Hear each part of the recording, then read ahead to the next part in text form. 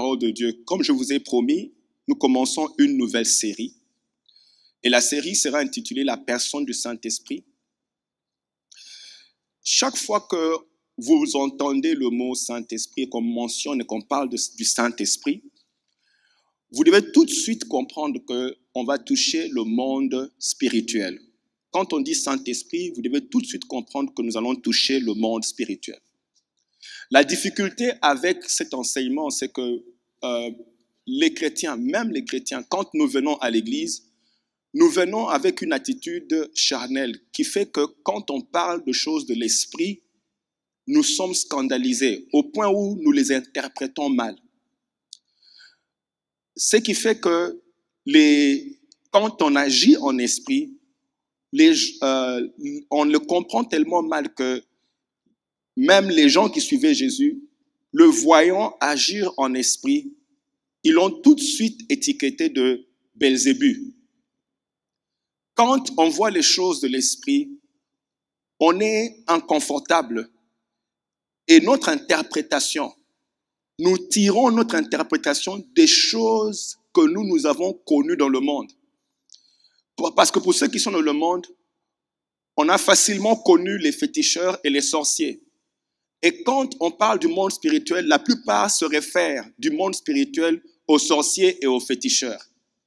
Mais eux, les sorciers et les féticheurs, c'est vraiment des gamins quand on parle du monde spirituel. Le monde spirituel a été créé par Dieu.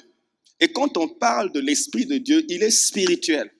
Et donc, quand nous venons à l'église, en fait, je voudrais déjà enlever le fait qu'on soit prêt à comprendre les choses de l'Esprit en esprit. Est-ce que ça va? Est-ce que ça va? Donc, quand on parle du Saint-Esprit, nous entrons dans le monde spirituel. Quand nous venons à l'église, attendons-nous aux choses spirituelles. Et une chose que je voudrais vous dire, c'est que quand on parle de l'esprit, on suspend ce qui est naturel. Est-ce que ça va? On suspend ce qui est naturel. Une autre chose aussi, c'est que quand on parle du Saint-Esprit, le problème que nous avons, c'est que nous prétendons connaître déjà, ce qui fait que nous n'apprenons pas. Je voudrais vraiment vous demander, pendant les quelques semaines où nous parlerons du monde spirituel ou du Saint-Esprit, soyez prêts à écouter. Prenez des notes s'il le faut. Étudions ce que nous allons apprendre. Et rentrer à la maison pour aller plus profondément. Parce que je ne pourrai pas tout dire dans les 45 minutes qu'on me donne. Je ne pourrai pas tout dire dans les 45 minutes et il y a beaucoup à dire. Ce qui à dire aussi dépend des niveaux de notre entendement. Alors, vraiment, ce que je donne maintenant, c'est pour vous susciter à aller étudier. Est-ce que ça va? Est-ce que ça va? Ouvrons nos Bibles dans le livre de Luc, chapitre 1, verset 34. Vous savez ce qu'on va faire? Est-ce qu'on peut poser nos mains sur la tête d'abord? Tu dis, cher Saint-Esprit, aide-moi à comprendre. Dis, ouvre mon intelligence pour que je saisisse tes profondeurs. Au nom de Jésus, Amen. Ok, lisons Luc chapitre 1, verset 34. Est-ce qu'on peut lire ensemble? 2, on y va. Marie dit à l'ange, comment cela se fera-t-il puisque je ne connais point d'homme? Verset 35. L'ange lui répondit, le Saint-Esprit viendra sur toi. Ouvrira de son ombre. C'est pourquoi le saint enfant qui naîtra de toi sera appelé fils de Dieu. Alors, Marie pose une question intéressante. Quand Marie reçoit la promesse de Dieu, elle ne dit pas tout de suite Amen. Elle veut connaître la formule. Quand Marie reçoit la promesse de Dieu, est-ce qu'on peut dire promesse? Quand Marie reçoit la promesse de Dieu, elle trouve la promesse compliquée. Elle veut connaître la formule par laquelle cette promesse prendra place. Je voudrais ouvrir une parenthèse pour vous dire, c'est important de connaître la formule par laquelle Dieu va te bénir. Est-ce que ça va? Est-ce que nous sommes ensemble? Elle voulait comprendre comment ça fonctionne. Bien aimé, je prie que notre attention soit réveillée pour comprendre comment est-ce que ces choses fonctionnent. Comment est-ce que ça fonctionne? Et donc, entre autres, mon travail pendant cette série, ça serait de vous initier aux choses spirituelles. Ça veut dire comprendre comment ça fonctionne. Et si vous êtes vraiment sensible, vous comprendrez. Ce qui fait que je dirais des choses un peu compliquées, profondes, simplifiées. Ceux qui sont avisés pourront saisir ça. Marie pose la question, elle dit, donne-moi la formule. Tu m'as fait une promesse excellente. Et vous savez, la question que Marie pose, c'est-à-dire qu'on va se dire, mais Marie voulait dire que c'est que Dieu lui disait, ou la promesse que Dieu lui donnait, elle sait qu'elle est impossible naturellement, scientifiquement, biologiquement. Alors elle pose la question. Je sais que scientifiquement, c'est pas possible. Biologiquement, c'est pas possible. Anatomiquement, c'est pas possible. Anthropologiquement, c'est pas possible. Alors elle pose la question à Dieu. Quand je passe par les moyens scientifiques, biologiques, anatomiques, je sais que c'est pas possible, c'est ce que tu es en train de me dire. Donne-moi alors la formule pour que ça prenne place. Et vous savez, mettons de côté les moyens scientifiques ou biologiques. Il y a aussi ce que Dieu avait dit à Marie, a priori ou en premier. Écoutez ce que Dieu dit à Marie. La confusion est venue d'abord à l'introduction. Luc chapitre 1, verset 28. Écoutez l'introduction. L'ange entra chez elle et dit, « Je te salue à toi qui une grâce a été faite. Le Seigneur est avec toi. Tu es bénie de toutes les femmes. » Marie troublée, elle est troublée par cette parole. Marie se demandait ce que pouvait signifier une telle salutation. Ça veut dire que déjà à partir de la salutation, Marie a des problèmes. À partir du moment où on te dit bonjour, Marie a déjà des problèmes. Ah Seigneur, aide-nous. Ça veut dire que, bien aimé, imagine un peu, pourquoi la salutation peut troubler Marie? Imagine un peu quelqu'un te rencontre, je sais pas, Sir Kingandi, là où tu es. Quelqu'un te rencontre là où tu es, la personne vient, te regarde, d'abord elle fait des courbettes, et puis elle dit, je te salue, ô toi, qui as une grâce extrême, sa majesté. Je suis sûr que cette salutation va provoquer des questions. Je veux voir des gens qui déjà commencent à voir qu'il y a un problème ici. Et surtout pour nous, qui avons été démolis par nos membres de famille. Faut pas m'énerver. Les gens même qui sont à côté de toi, qui te connaissent bien, ils t'ont démoli. Ça devient très difficile pour toi d'accepter quelque forme de compliment que ce soit. J'ai besoin de 3 personnes. Si on te dit tu es jolie, tu peux te fâcher. Ça dit que quand on te dit jolie, tu vas dire est-ce que tu as bien vu mon nez? Il faut toi-même, on t'a convaincu qu'il n'y a pas de compliments qui peuvent sortir de toi. Il n'y a rien de beau. Au point où quand Dieu commence à parler avec toi, suivez-moi, quand Dieu commence à parler avec toi, tu as le problème de comprendre son langage. Elle est troublée par la salutation. Je voudrais te dire aujourd'hui ceci. Commençons par comment est-ce que Dieu doit te parler. Parce que c'est important de comprendre comment Dieu te parle pour que tu comprennes ses promesses. Est-ce que nous sommes ensemble? Je répète, c'est important de comprendre comment Dieu te parle pour que tu comprennes ses promesses. Quand Dieu te parle, il te parle au niveau de là où tu es déjà. Faut pas m'énerver.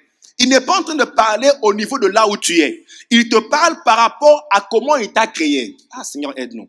Vous savez, quand Dieu parle et qu'il dit à Jérémie, il dit, je crois dans Jérémie chapitre 5, il dit à Jérémie, quand je t'ai créé, tu étais créé, quand je t'ai formé dans le ventre de ta mère, je t'avais consacré prophète. Jérémie ne venait pas pour être prophète. Il était déjà prophète. Il y a quelqu'un, tu as déjà été consacré. Pour réussir. C'est pas vous m'énervez. Quel groupe peut m'aider ici vraiment? Quel groupe peut m'aider? Merci, je vais là-bas. Tu as déjà été consacré pour réussir. Gifle quelqu'un. Dis-lui, tu as déjà été... Oh Seigneur. Bien aimé, l'échec ne fait pas partie du mécanisme dans lequel... de comment Dieu t'a créé. Ça ne fait pas partie de comment Dieu t'a créé. Tu as été créé pour... Tu as été créé pour... Alors, quand Dieu te parle et qu'il dit « vaillant héros », il n'est pas en train de parler de là où tu es. Il est en train de parler de comment il t'a créé. Il n'attend, bien aimé, c'est pas une question de finalement devenir vaillant héros. Tu es déjà vaillant héros. Gifle quelqu'un, tu as déjà été consacré pour réussir. Dis cela à Dieu, dis cela à quelqu'un, tu as été consacré.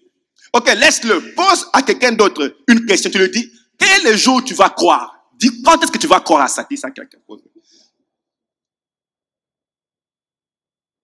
Tu vas le croire quel jour tu as été créé. C'est comme ça qu'il t'a créé. Dieu ne crée rien pour échouer. Tout ce qu'il a créé réussit. J'ai besoin de 3 personnes, on peut dire un bon amen. Merci. Là-bas, au fond, recevez encore doublement. Cette équipe là-bas, amenez-moi le pupitre là-bas.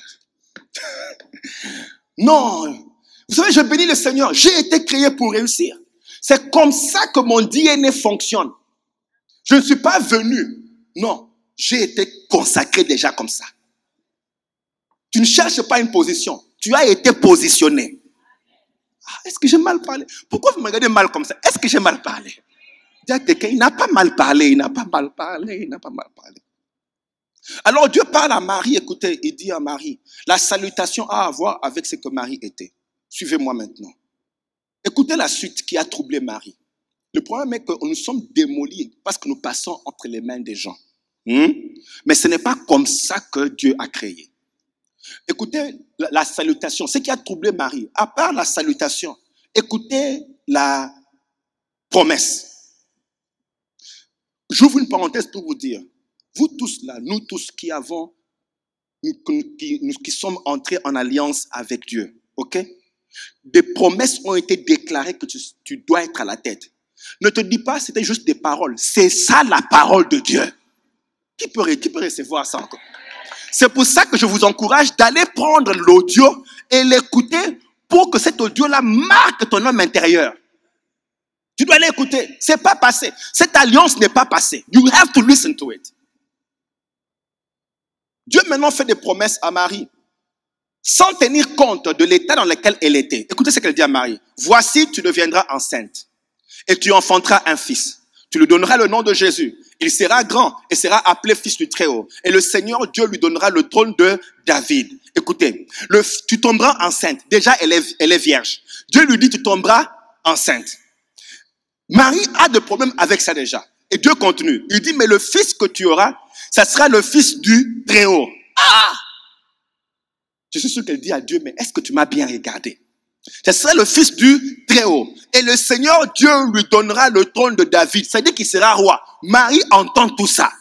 Et puis, verset 33, elle me dit, il régnera sur la maison de Jacob éternellement. Et son règne n'aura point de fin. Marie entend toutes les promesses. Elle dit 1 minute. Toutes ces promesses sont naturellement, socialement, économiquement impossibles. Ce que Dieu a déclaré sur toi comme promesse, sur ton alliance, économiquement, ça peut sembler impossible. Et je crois qu'il serait bien de poser la question à Dieu, comment ces choses, donne-moi la formule de comment ces choses, est-ce que j'ai mal parlé? Donc aujourd'hui, bien aimé, pendant cette série, nous devons étudier comment est-ce que les promesses de Dieu, qui semblent être économiquement, financièrement, scientifiquement impossible. Comment est-ce que Dieu va faire? Dis un peu à quelqu'un, comment est-ce que Dieu va faire? Comment est-ce qu'il va faire? Est-ce qu'on peut parler de ça? On peut parler de ça? On parle de ça? Ok, merci.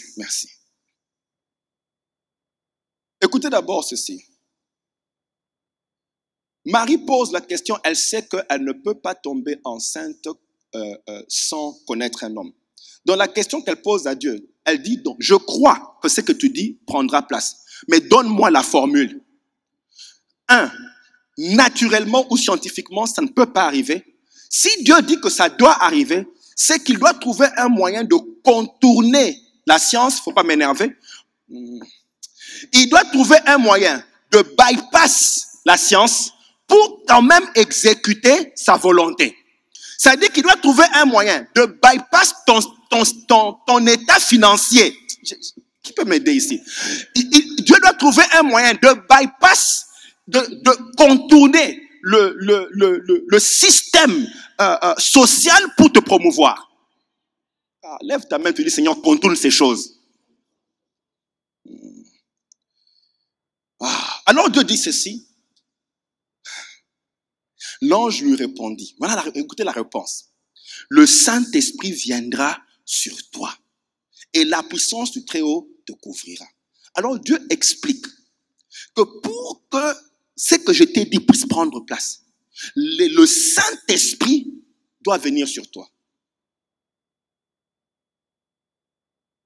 Vous savez, là, je vais entrer dans certaines choses ici que Dieu nous aide. Je vais tout faire pour simplifier. Mais je prie que celui qui entend, celui qui a des oreilles, entende. Bien-aimé, Église, c'est beaucoup plus que venir s'asseoir. Il y a tout un monde qui existe. Il y a toute une dimension qui est réelle. Est-ce que nous sommes ensemble? Ça va? Ce qui fait que je vais essayer de ne pas prêcher. Vous voyez, prêcher, c'est quand on crie, on saute, on dit Amen. Mais si je continue comme ça, je ne pourrai pas vous initier ou vous enseigner. Ça va? Donc, je vais tout faire pour enseigner.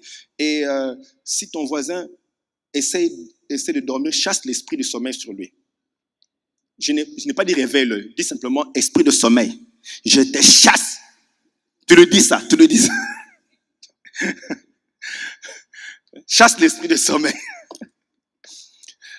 Mets ta main sur la tête, tu dis je chasse l'esprit de sommeil maintenant au nom de Jésus. Voilà.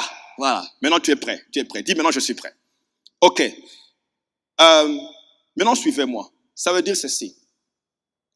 Quand Dieu te fait une promesse, Dieu lui-même doit dépendre de son esprit pour que cette promesse s'exécute.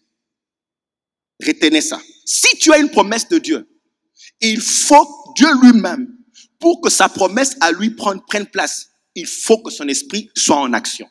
Sans son esprit, la promesse ne pourra pas arriver. Donc, tu as besoin incontournablement de l'Esprit de Dieu pour l'accomplissement de la volonté de Dieu. Dieu dit que ce n'est pas par la force, ni par la puissance, mais c'est par mon esprit. Ça veut dire que ça ne prendra pas place sans l'Esprit de Dieu. Dis un peu Esprit de Dieu. Bien-aimé, l'homme naturel est limité. Il y a donc des niveaux de succès. Si Dieu dit qu'il a un succès, le niveau de succès de Dieu ne peut pas venir par les moyens humains. Est-ce que vous m'avez compris? Le succès de Dieu ne Le succès que Dieu doit amener dans ta vie ne peut pas venir par les moyens humains. Quand Dieu appelle Gédéon vaillant héros, cet héroïsme-là de Gédéon, j'ai bien parlé, on dit héroïsme. Hein? Ok, l'héroïsme de Gédéon ne pouvait pas venir par les moyens humains. Alors retenez ceci, le succès que Dieu veut amener dans ta vie ne pourra jamais venir par les moyens humains. Moi, vous savez, je suis en train de me dire, pourquoi les chrétiens ne savent pas entrer dans les dimensions de l'esprit pour manifester un succès exceptionnel? Je me dis, les païens ici vont dormir dans les cimetières pour bien jouer au football. Foot, soccer, eux, ils vont faire ça. Boxe, ils vont aller faire ça. Catch, ils vont aller faire ça. Moi, j'ai pris qu'il y ait un catcheur avec l'onction de Samson pour prouver que Dieu, l'Esprit de Dieu peut te donner un succès exceptionnel. Bien aimé, ça existe. Dieu a donné à un sportif comme Samson une capacité surnaturelle pour un succès exceptionnel. Que le Seigneur puisse oindre certains de nos présidents pour diriger le pays comme David l'a fait. Donner une sagesse surnaturelle. Bien aimé, je répète, Dieu ne fera rien dans ta vie sans le Saint-Esprit. C'est pour ça qu'il promet, il dit, tu dois d'abord, quand l'Esprit viendra, c'est en ce moment-là que la promesse de grandeur prendra place. Marie était terrorisée par la promesse. Je voudrais parler à quelques chanteurs, pendant que je les regarde, je vois Dieu dans leur vie. Et ils peuvent aller loin. Seulement, il faut être plus connecté avec l'esprit pour que, quand tu ouvres la voix, tu dis, mes yeux fixés sur toi, on n'entend pas ta voix, on entend le Saint-Esprit. Oh! C'est comme ça. Dieu ne peut pas te donner un succès. Si Dieu t'a dit, je ferai quelque chose, il le fera par son esprit. J'ai mal parlé. Ok. Alors la grande question maintenant est celle-ci. pour vous dire, bien aimé, que l'homme est limité. Et Dieu le confirme. Écoutez ce que Dieu dit à l'homme. Dans Matthieu 19, 26. Dieu dit, Jésus regarde, il parle à l'homme. Il dit, écoutez ce que Dieu dit à l'homme ou aux hommes. Il dit, voilà telle chose doit prendre place, mais il dit ceci. Matthieu 19, 26. Aux hommes, cela est impossible. Mais à Dieu, tout est possible. Comme pour dire, en tant qu'humain, tu auras des limitations. Donc, il y a un autre moyen, il y a un autre, tu dois sortir de l'humanité et entrer dans un autre, je sais pas. Ne te limite pas aux solutions humaines. Dieu dit, je te propose d'autres moyens. Un autre moyen. Est-ce que j'ai mal parlé? J'ai mal parlé là-bas. Dieu dit, je te propose un autre moyen de faire l'argent. Je te propose un autre moyen. Si eux ne veulent pas te donner la promotion, j'ai un autre moyen pour toi. Marie n'a pas compris. Marie a dit, mais attendez, est-ce que Dieu, tu m'as bien regardé? Marie était une paysanne de 14 ans. Une promesse extraordinaire comme ça. Cosmo-cataclysmique comme ça. Oh! Tu seras grand, ton fils va régner. Il sera sur le trône de David, le trône de David. Marie se pose des questions, une paysanne comme moi. Qu'est-ce que ça veut dire tout ça? Dieu dit, ne t'inquiète pas. J'ai un moyen de t'élever. Mais mon moyen à moi est surnaturel. Qu'est-ce que ça veut dire? Je vais interrompre le cours normal des choses. Ça dit qu'il faut une force qui descend, qui va interrompre le cours normal des choses. Pendant que le cours naturel est interrompu, il y a des modifications. Il faut pas m'énerver. Seigneur, Seigneur. Ça, bien aimé, est-ce que tu me comprends? Normalement, la trajectoire de ta vie est comme ça. Ça a été détruit par tout ce qui a pris place dans ta vie avant. Ce qui fait que l'histoire de ta vie a fait un grand contour. Maintenant, ça c'est devenu le cours normal de la vie, de ta vie. Le cours normal de ta vie est devenu un grand cercle courbé pour arriver à une destinée. Alors Dieu dit, attends, je vais interrompre le cours normal que vous avez connu naturel. Je vais le suspendre pour maintenant faire des modifications, enlever le grand circuit et t'amener directement, Si je laisse le cours normal, tu iras comme ça. Tu iras comme ça. Mais je vais interrompre le cours normal. Ça, j'interromps, je l'enlève. Mais maintenant, je viens, par la force de mon esprit, je viens modifier pendant que le cours est interrompu. Je modifie les choses pour ramener la trajectoire et faciliter la tâche. Lève ta main droite, dis Seigneur, modifie un peu le cours de ma vie. Oh! À qui dois-je parler ici ce matin? Oh! Qui encore là-bas modifie le cours de ma vie? Raccourcis les choses. Au nom de Jésus. Marie est connue, personne ne l'a voté, il n'y a pas eu élection. Qui l'a élu? Personne. Les gens ne sont pas rassemblés pour décider si elle doit être bénie. Il n'y a pas eu rassemblement populaire pour dire si on doit connaître Marie. Non. Le Saint-Esprit est venu. La paysanne de 14 ans est soudainement retrouvée sur les pages, front page, à la une des news. CNN vous parle. Il y a une jeune paysanne que personne ne connaissait, elle sort de nulle part, elle dit qu'elle est enceinte de l'esprit. Et l'enfant qu'elle va mettre au monde, ça devient maintenant news. Lève ta main, tu dis Seigneur, mets-moi à la une. Dis un peu Saint-Esprit. J'ai dit crie un peu Saint-Esprit. Maintenant, c'est qui le Saint-Esprit? C'est qui? Tu ne peux pas coopérer avec une personne que tu ne connais pas. Le problème avec nous, c'est que nous ne connaissons pas les choses que nous disons. Nous déclarons des choses que nous n'avons pas compris. Et nous discutons sur des choses que nous ne comprenons pas. Tu ne peux pas bénéficier d'une chose que tu ne connais pas. Tu ne peux pas recevoir d'une personne que tu ne connais pas. Connaître le nom d'une personne ne veut pas dire que tu connais la personne. Ça veut dire que tu dois avoir une relation qui occasionne un transfert. Il faut une relation qui occasionne un transfert. Si je ne te connais pas, il n'y a rien entre nous qui occasionne un transfert. Est-ce que j'ai mal parlé? C'est qui le Saint-Esprit alors? Le Saint-Esprit n'est pas un éclair. Il n'est pas une force. Il n'est pas une puissance. Il n'est pas un vent. Il n'est pas un feu. Souvent, les choses que nous disons du Saint-Esprit, on se réfère de ces représentations, la feu, vent et toutes ces choses du Saint-Esprit. On se réfère à ça parce que ces choses sont mentionnées dans les récits comme le jour de la Pentecôte. Quand le Saint-Esprit est descendu, la Bible dit qu'il y avait un grand vent. Un grand vent. La Bible dit tout à coup, il vint du ciel un bruit comme celui d'un vent impétueux. Il vient du ciel quoi? Un bruit comme celui d'un vent impétueux. Est-ce qu'on a dit qu'il vient du ciel, le Saint-Esprit est venu, est-ce qu'on a dit que le Saint-Esprit est venu comme un vent? Non. Le bruit qu'on a entendu. Bien aimé, vous connaissez tu prends une corde, tu mets un poids au bout de la corde. Quand tu tournes la corde, elle va faire un bruit. Est-ce que ce bruit-là, c'est la corde? Est-ce que le bruit-là devient la corde? Non. La corde a fait le bruit dans sa descente à cause de la force. Mais ce bruit-là n'est pas la corde. Donc, quand le Saint-Esprit est descendu, la force avec laquelle le Saint-Esprit est descendu, ça fait ce bruit-là, mais ce bruit n'est pas le Saint-Esprit. Est-ce que ça va?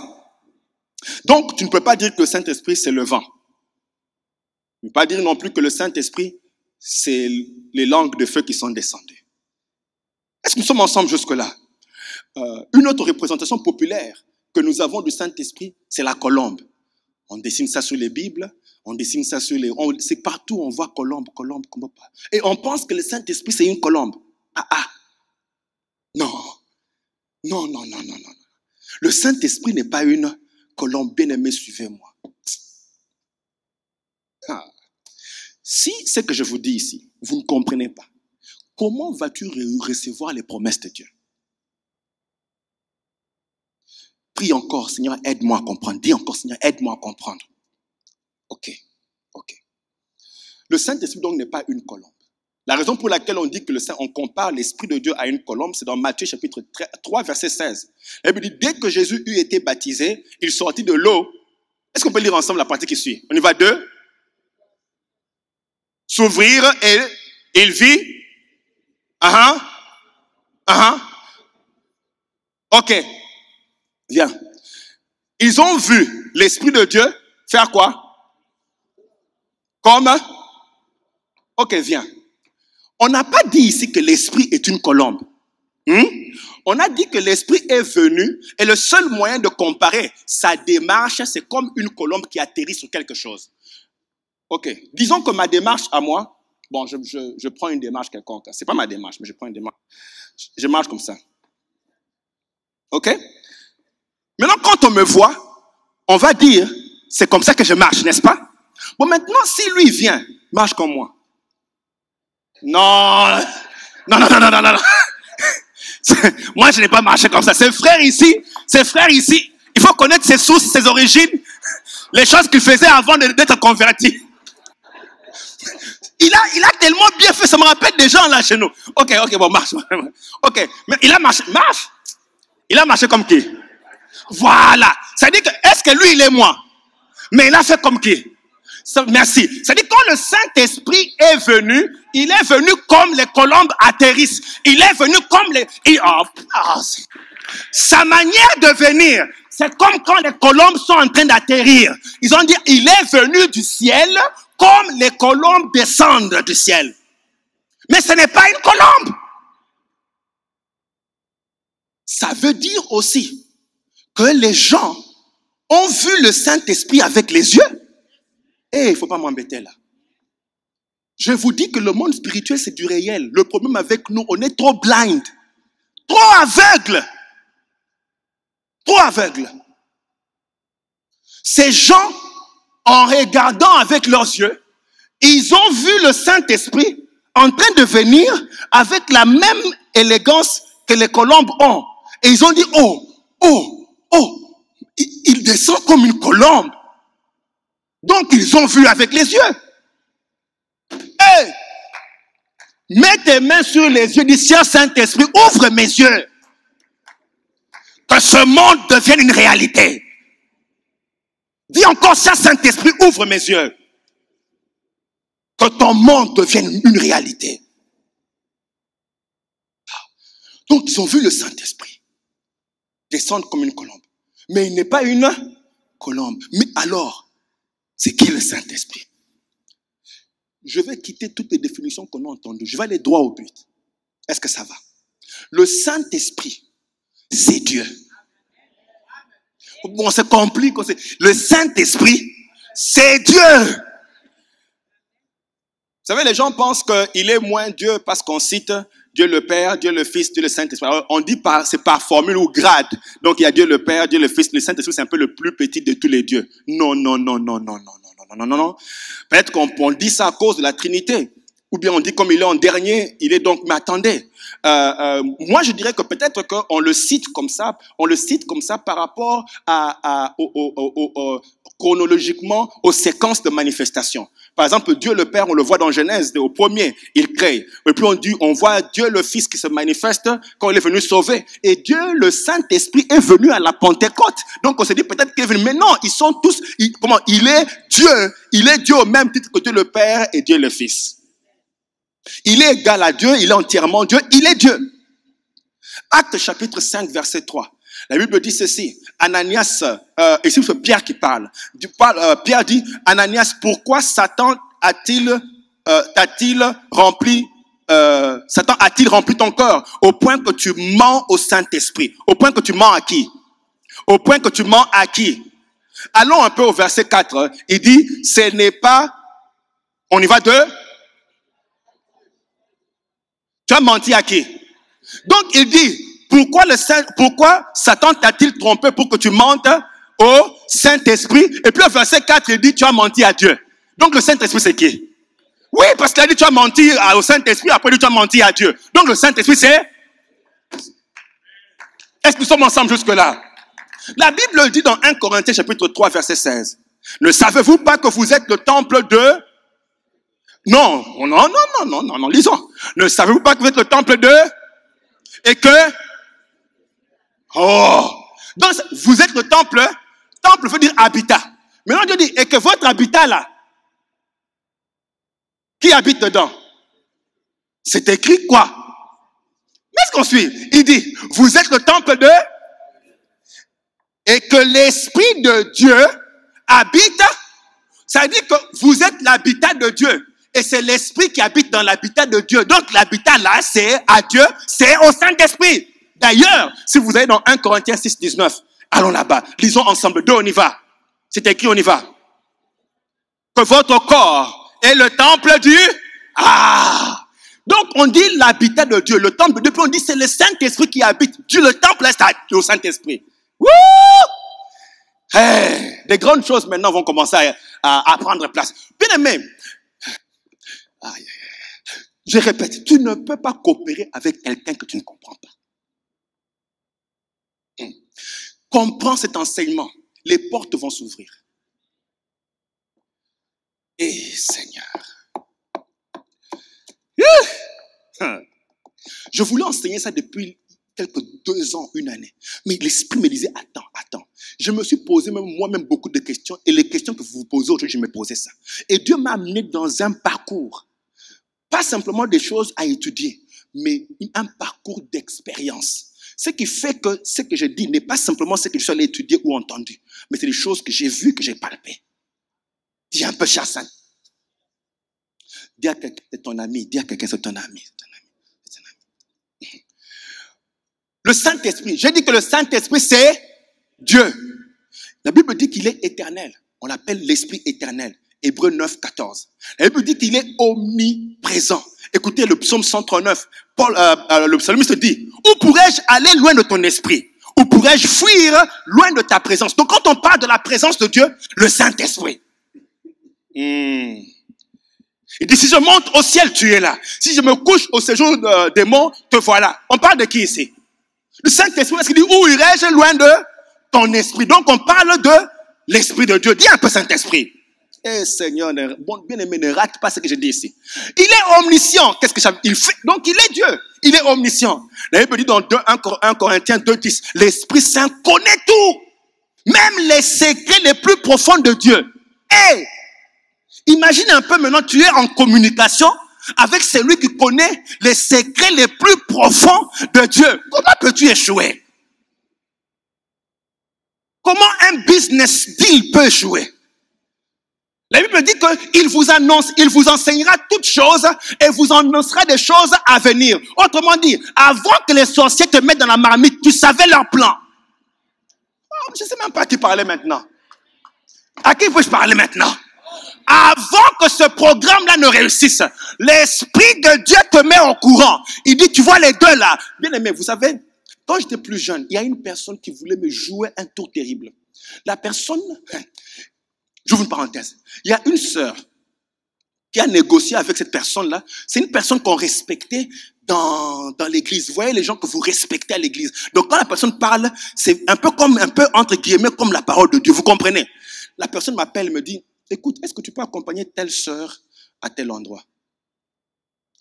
Non, attendez.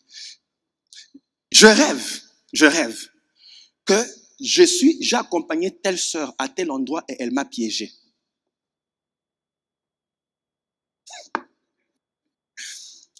Les choses sont compliquées. Et ça, c'est un rêve. Je rêve qu'elle m'explique l'histoire et puis je l'accompagne. Je rêve ça et les choses se passent mal. Là, on est parti. Dans la journée maintenant, la personne qu'on respecte dans l'assemblée m'appelle et me dit, est-ce que tu peux accompagner telle sœur à tel endroit? Exactement le même endroit. Et j'ai dit, pardon, avec tout le respect que je vous dois, l'Esprit de Dieu m'a déjà révélé de vos plans sataniques.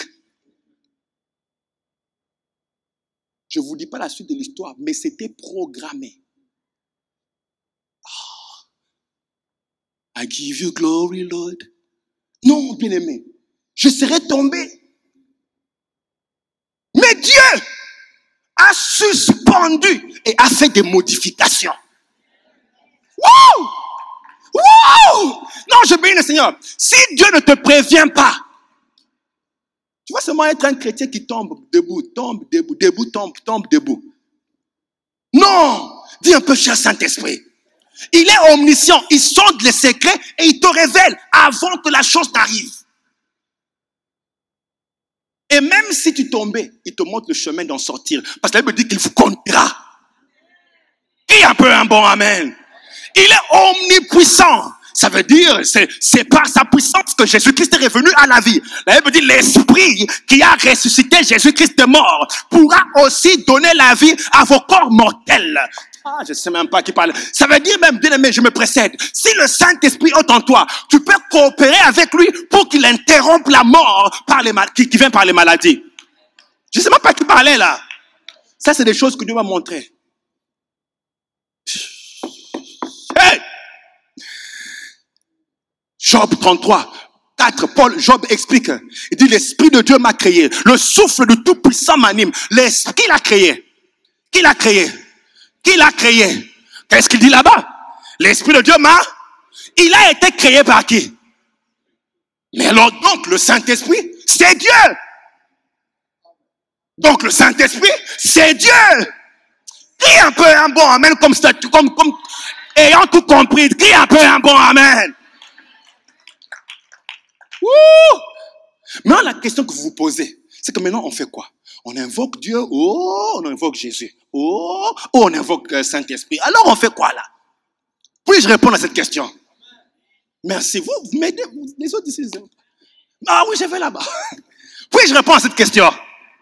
Puis-je répondre à cette question? Ok. Le problème avec nous, c'est que nous voulons faire la différence entre Dieu, Jésus et le Saint-Esprit. Et pourtant, je viens de vous dire qu'il est Dieu. Donc, il n'y a pas à faire la différence entre j'appelle Dieu, Jésus, j'appelle Saint-Esprit. Non. Quand tu appelles Dieu, tu appelles qui? Quand tu appelles le Saint-Esprit, tu appelles qui? Quand tu appelles Jésus, tu appelles qui? Quand tu appelles Dieu, tu appelles qui? Quand tu dis Jésus, tu appelles Saint-Esprit. Quand tu dis Saint-Esprit, tu appelles Dieu.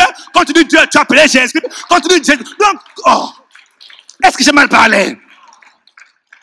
Donc, quand tu dis Saint-Esprit, je t'adore, tu es en train de parler à Dieu. Et je te donne ma vie. Tu es en train de parler à Jésus. Je t'aime tant. Tu parles à Dieu. C'est la même chose. Tu dis Dieu, Saint-Esprit, Dieu es en train d'appeler la même personne. Mais maintenant, je voudrais vous expliquer quelque chose. Est-ce que ça va? Puis-je aller juste un pas plus loin? Vraiment. Mais vraiment, what is wrong avec tous les autres là? Il y a vraiment des gens qui suivent là-bas. On va mettre tout le monde dans le praise and worship. Comme ça, ils vont... Ok, suivez. Suivez très bien dans les quelques minutes. Je veux dire quelque chose de... Je vais essayer d'expliquer quelque chose ici. Suivez. Dieu le Père ne quitte jamais son trône. Jamais.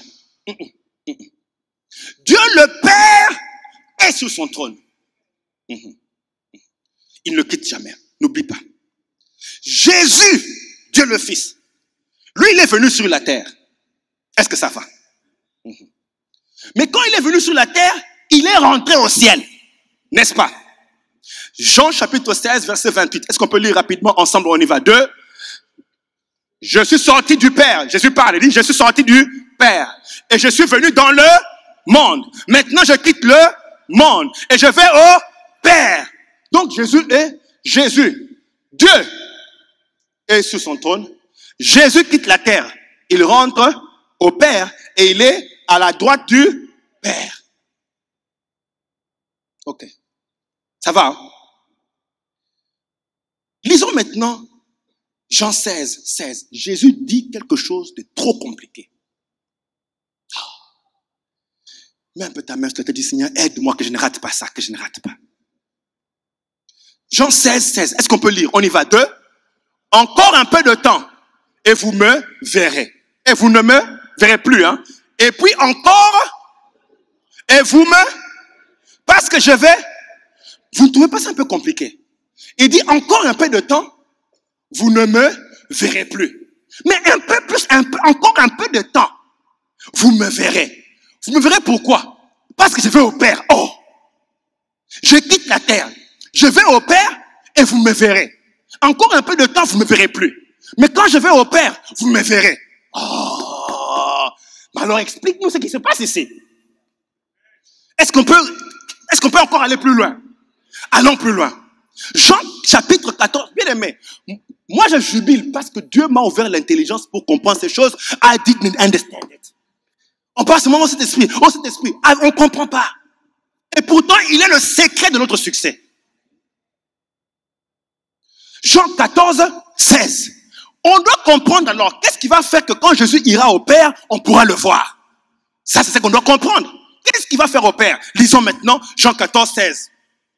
Et moi, je prierai le Père, et il vous donnera un autre consolateur, afin qu'il demeure éternellement avec vous.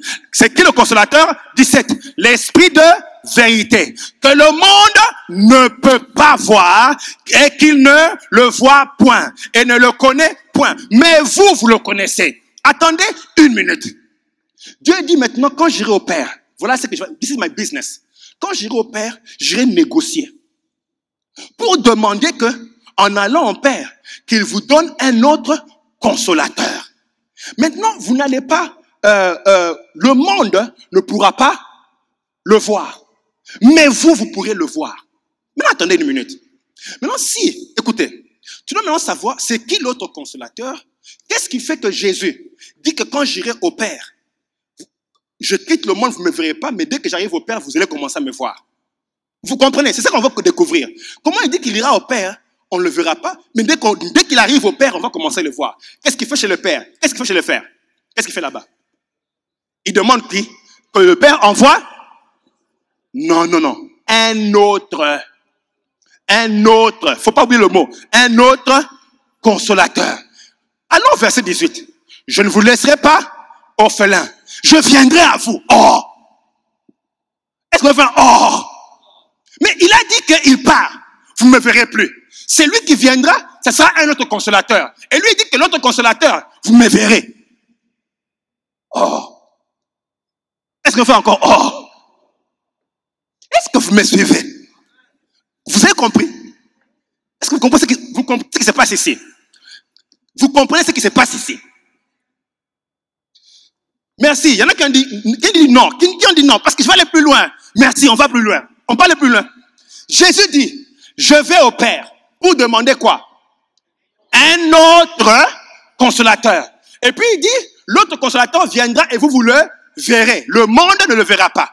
Et puis maintenant il continue. Vous verrez l'autre consolateur. Mais au verset 8, il dit, je viendrai à vous. Donc qui est venu?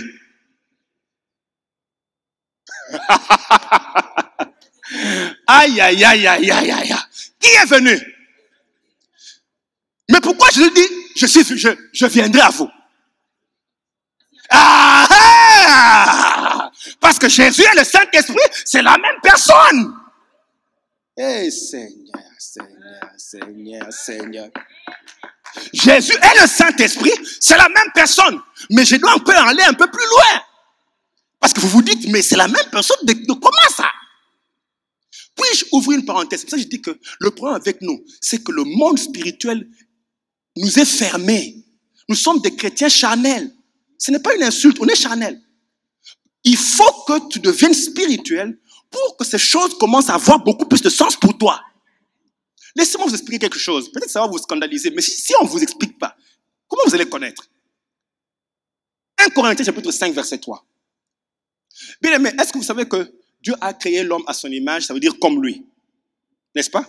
Ça veut dire qu'il y a des choses que l'homme fait comme Dieu les ferait. Est-ce que ça va? J'ai mal parlé. Ok. Est-ce qu'on peut lire ensemble 1 Corinthiens 5, 3? On y va. Pour moi, absent de, mais présent. Ok, 1 minute. Il dit, lui Paul, il dit, je serai ici, mais je serai présent là-bas. Comment? Ça veut dire que son esprit est où? Il est là-bas, mais lui il est ici, lui Paul. Mais c'est ce qu'il dit. Et, verset 4, qu'est-ce qu'il dit? On y va, 2. Vous étant... Bon, attends. Il dit, moi je suis ici. Moi Paul, je suis ici. Mais vous serez assemblés avec mon esprit. L'esprit là, c'est qui? Est-ce que vous me suivez? C'est pour ça que je dis que le monde spirituel est compliqué. C'est pour ça que, en fait, c'est simple. Mais tellement qu'on est. Paul dit, mon esprit sera avec vous. L'esprit de Paul là, c'est qui? C'est Paul. L'esprit de Paul, c'est Paul. Mais Paul dit, je suis ici. Il dit, je serai ici, mais mon esprit sera là-bas.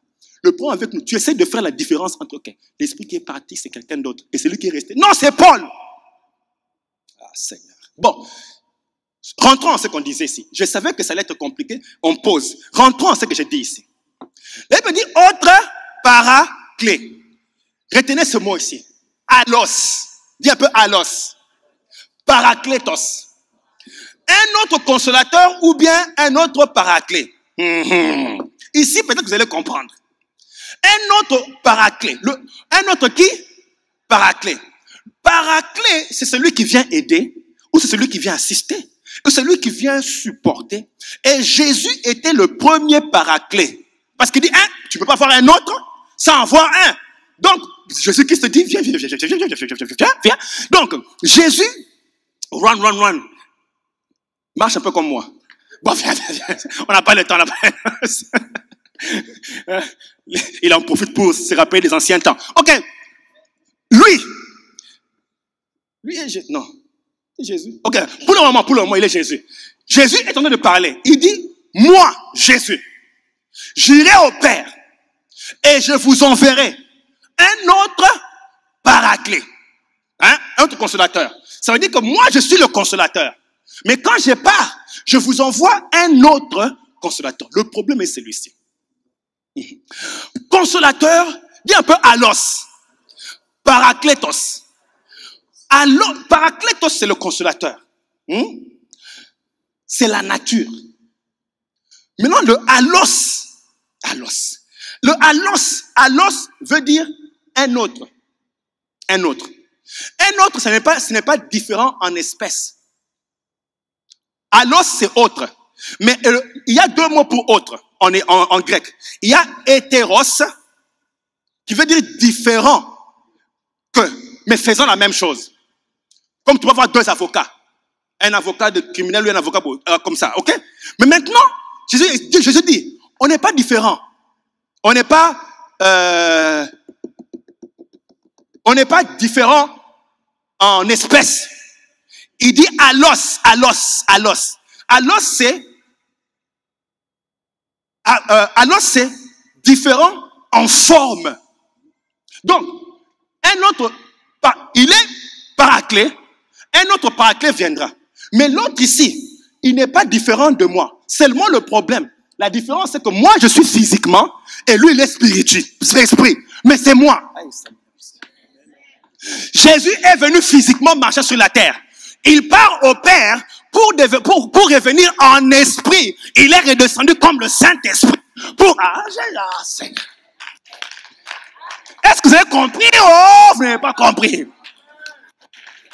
Il dit, je vous envoie, c'est moi-même, je reviens. Mais je reviens en esprit. D'ailleurs même, Christ dit, c'était même mieux que je parte. Il dit, c'est même mieux que je parte. Ça ne vous sera pas avantageux que je reste. Si je reste, ici, c'est pas avantageux. Mais laissez-moi un peu partir. Quand je pars au Père, maintenant l'esprit reviendra. Quand l'esprit vient, c'est avantageux parce que physiquement, je ne peux pas entrer en vous. Mais maintenant, quand je reviens en esprit, je pourrais moi-même, je suis entré en... Moi-même, Jésus, c'est avantageux. Maintenant, quand je viens, je pourrais rentrer en toi. Maintenant, quand je suis en toi, tu pourras dire, Christ en moi. Tu ne peux pas encore dire Christ en moi, l'espérance de la gloire, tant qu'il n'est pas en toi. Mais comment est-ce qu'il va entrer en toi? Tant qu'il est Jésus, il ne peut pas entrer. Il doit être Christ. Christ, c'est l'Esprit de Dieu. Shekaba. Alors il dit, laisse-moi partir. Dans cet état ici, je ne peux pas faire grand-chose. Tout le monde doit venir ici chez moi.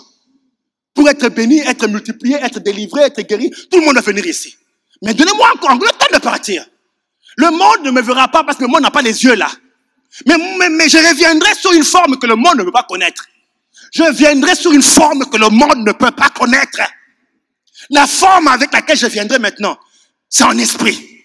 Et quand j'entrerai en toi, les gens ne seront plus venir en train de me chercher où est Jésus. Ils viendront chez toi, ils me trouveront. J'ai dit qu'ils viendront chez toi et tu pourras manifester qui je suis. Et Kama, tu pourras dire arrière de moi Satan et il va entendre. Tu pourras maintenant faire les choses que je fais parce que maintenant je suis parti au Père.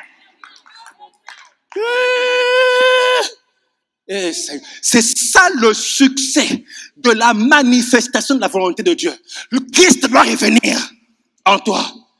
Et maintenant qu'il est en toi, il nous conduit. Il nous parle. La voix que tu entends, c'est la voix de l'Esprit. Dieu dit, car l'Esprit parlera pas de lui-même, mais il dira tout ce qu'il a entendu. Ah, le Saint-Esprit.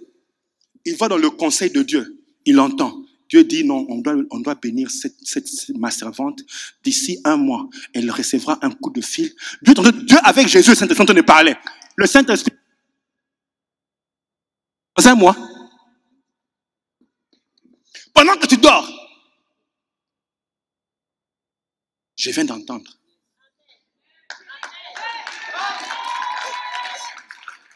Tu n'es plus un aveugle là en train de vivre dans la vie, tu ne connais rien. Non! Le Saint-Esprit vient te révéler des choses à venir. La Bible dit que, bien aimé, Dieu ne fera rien sur la terre sans son esprit. Il ne faut pas rêver. Il faut que son esprit soit là. La Bible dit qu'il habite en nous par son esprit. Donc c'est lui Jésus, mais il le fait par son esprit. Le Saint-Esprit nous donne accès à tout ce que Dieu a dit de nous et pour nous. Tu peux l'avoir par le Saint. Bien aimé, imagine un peu le cordon ombilical. La maman ne peut rien donner à l'enfant qu'en passant par le cordon ombilical. Est-ce que vous me comprenez? Donc, le Saint-Esprit, c'est par le Saint-Esprit que tu reçois le package de Dieu. Quand Dieu dira tu seras exceptionnel, il doit te donner son esprit pour que tu deviennes exceptionnel. L'esprit concrétise, hey Seigneur, l'esprit concrétise, matérialise. Il est Dieu, bien aimé, qui va te croquer? Il est Dieu en toi, qui pourra te croquer? Je commande une carie dentaire à tous ceux qui essayent, tous ceux qui vont essayer de te croquer. Ils reçoivent une carie dentaire. Je termine ici. C'est pour cela que Dieu, Jésus-Christ dit aux disciples, allez et faites de toutes les nations le disciple. Un travail exceptionnel. Et puis après, il dit non, attendez, ne partez pas encore. Restez à Jérusalem jusqu'à ce que le Saint-Esprit descendra sur vous. Et puis il dit, quand le Saint-Esprit descendra, Matthieu 1,8, quand le Saint-Esprit, viens. Il dit, allez. Mais avant d'y aller, vous n'aurez pas de succès sans le Saint-Esprit. Vous aurez les 3000 personnes, mais il faut le Saint-Esprit. Je ne sais même pas qui parlait. Vous aurez les 3000, mais il faut le Saint-Esprit. Et puis il dit maintenant, quand le Saint-Esprit viendra, quand il descendra sur vous, tiens-toi bien. Okay. Quand il descendra sur vous, dès qu'il descend, voilà ce qu'il va faire. Quand le Saint-Esprit descendra, vous recevrez une puissance. Est-ce qu'il est la puissance? Non. Le Saint-Esprit n'est pas la puissance. Mais quand il descend en toi, il confère la divinité, la force de Dieu entre dans tes muscles. Les capacités de Dieu entrent dans ton raisonnement. Tu commences à voir les choses comme Dieu les voit. Comme ça, tu peux dire, qui es-tu, toi, grande montagne devant Zorobabel? Tu seras aplani. Comment est-ce que tu vois ça? Par les yeux du Saint-Esprit. Tu as un langage divin.